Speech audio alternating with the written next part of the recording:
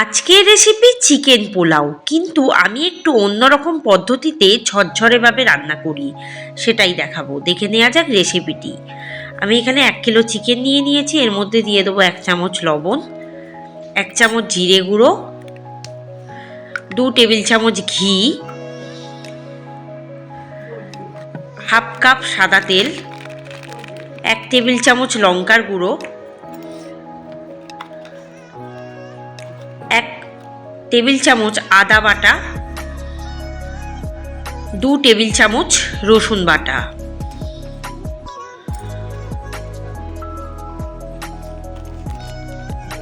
আর দিয়ে দেবো 1 টেবিল চামচ কাশ্মীরি লঙ্কার গুঁড়ো, 2 কাপ ফেটানো টক দই দিয়ে ভালো করে মাখিয়ে এটাকে কিন্তু 15 থেকে 20 মিনিট রেখে দেবো।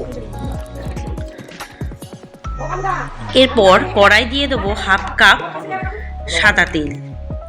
তেলটা ভালো মতো গরম হয়ে গেলে দিয়ে দেবো বড় বড় করে কাটা আলুগুলোকে একটু ভেজে নেব।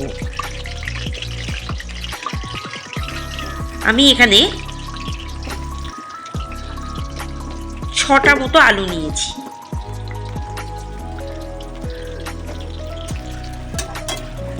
আলুটাকে ভালো করে লাল লাল করে ভেজে নেব, আঁচটাকে মিডিয়ামে রেখে। 1 চামচ লবণ দিয়ে দেবো।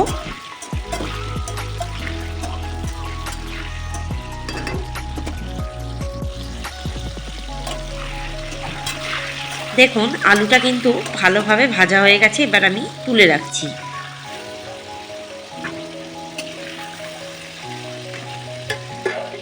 এবারে ওই কড়াই যে তেল থাকবে তার মধ্যে একটু গোটা গরম মশলা ফোড়ন দিয়ে দেবো। এলাচ, দারচিনি আর লবঙ্গ। আমি এখানে লবঙ্গ দিইনি। আর দিয়ে দেবো 2 টেবিল চামচ ঘি। এই ফোড়নটা পুড়িয়ে কালো হয়ে গেলে, সুন্দর একটা স্মেল বেরোলে দিয়ে দেবো 2টো পেঁয়াজ ভাজার জন্য। পেঁয়াজটা ভালো করে ভেজে নেব।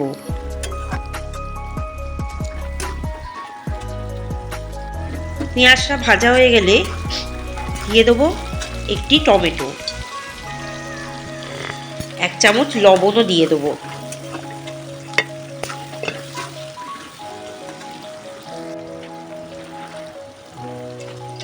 এবার দিয়ে দেবো 1 কাপ কাজু বাদাম দিয়ে ভালো করে সমস্ত উপকরণগুলোকে ভেজে নেব।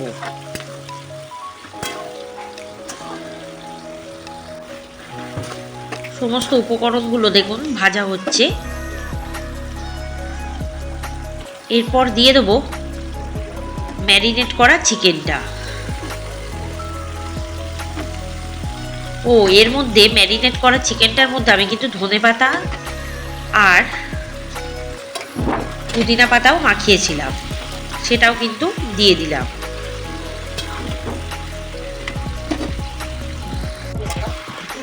এবার ভালো করে কষিয়ে দেবো। যতক্ষণ না তেল না ছাড়ছে ততক্ষণ কষাতে হবে।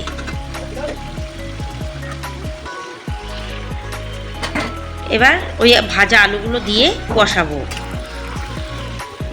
এবার প্রায় কষানো হয়ে গেলে এবার একটা ডেকচি গরম করে ওর মধ্যে দিয়ে দেবো ওই কষানো চিকেনটা দিয়ে আবারও ভালো করে একটু কষিয়ে নেবো। দেখুন কষতে কষতে বেশ তেল ছেড়ে দিয়েছে। যতক্ষণ না তেল না ছাড়ছে ততক্ষণ কিন্তু কষাতে হবে। আরও মিনিট 20 আমি কষাবো। এরপর আমি এখানে বাসমতি রাইস, সেটা অন্তত 2 ঘন্টা আগে ভিজিয়ে রেখেছি, সেটাই কিন্তু অ্যাড করব। আমি এখানে 4 কাপ বাসমতি রাইস অ্যাড করছি। প্রথমে হাফ কাপটা দেব, দিয়ে আমি এটাকে ভালো করে মিশিয়ে দেবো। এরপর দিয়ে দেবো 1 চামচ হলুদ গুঁড়ো দিয়ে ভালো করে মেশাবো। তারপর বাকি যে চালটা সেটা অ্যাড করব। মানে এরকম ধাপে ধাপে কিন্তু অ্যাড করতে হবে, আর বাড়ি বাড়ি কিন্তু নাড়তে হবে।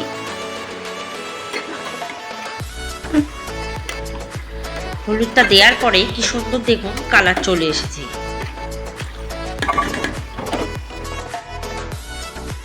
এবারে দিয়ে দেবো যে গামলায় আমি মাংস মাখিয়েছি, সেই গামলাটা ধুয়েই 2 কাপ জল দেব। অবশ্যই উষম গরম জল দেব। এরপর কেশর দিয়ে আগে থেকে আমি দুধের মধ্যে ভিজিয়ে রেখেছিলাম কেশরটা, 2 কাপ দুধ, সেটাও দিয়ে দিলাম।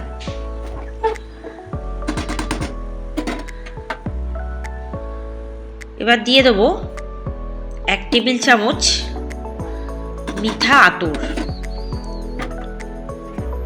দিয়ে এটাকে 15 মিনিট ঢাকা দিয়ে রাখবো। 15 মিনিট পর একটু ঢাকাটা উঠিয়ে দিয়ে দেবো 1 চামচ লবণ আর স্বাদের জন্য 1 চামচ চিনি আর 2 টেবিল চামচ ঘি দিয়ে ভালো করে এগুলোকে মিশিয়ে দেবো। এবার 20 মিনিট ঢাকা দিয়ে রেখে দেবো। মাঝে মাঝে কিন্তু ঢাকাটা এভাবে উঠাবো। উপর থেকে দিয়ে দেবো একটু ধনেপাতা কুচি, দিয়ে ভালো করে মিশিয়ে এবার একদম আঁচটাকে কমিয়ে লো আঁচে এটাকে রান্না করব, একদম ভাপে বসানো যেটাকে বলে। এবারে দেখুন চালটা প্রায় কিন্তু 90% সেদ্ধ হয়ে গেছে। এবার একটু মিশিয়ে ওপর নিচ করে দেবো আর ঝরঝরে করার জন্য আমায় আরও 15 মিনিট ভাপে রাখবো। মানে মোট এটা কিন্তু 45 মিনিট ভাপে রান্না করতে হবে, এইটুকু মনে রাখবেন, তাহলে চাল আলু সবই সিদ্ধ হয়ে যাবে 45 মিনিট এভাবে ভাপে রান্না করলে।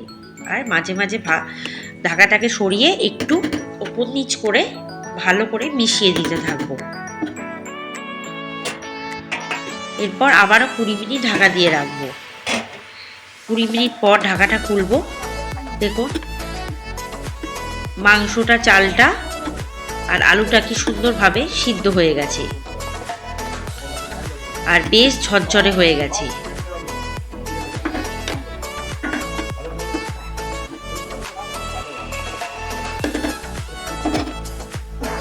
এবার কিছুক্ষণ আমি গ্যাসটাকে অফ করে বসিয়ে রেখেছিলাম। এবার আমি প্লেটে সার্ভ করে দেবো। কেমন লাগলো রেসিপিটি জানাতে ভুলবেন না। এটা কিন্তু খুব কম সময় লাগে, বিরিয়ানির থেকে অন্তত অনেক কম সময় লাগে, খুব চটজলদি বানানোও হয়ে যায়। বাড়িতে অতিথি এলে আপনারা কিন্তু এইভাবে বানিয়ে সার্ভ করতে পারেন, ভীষণ ভালো লাগবে খেতে।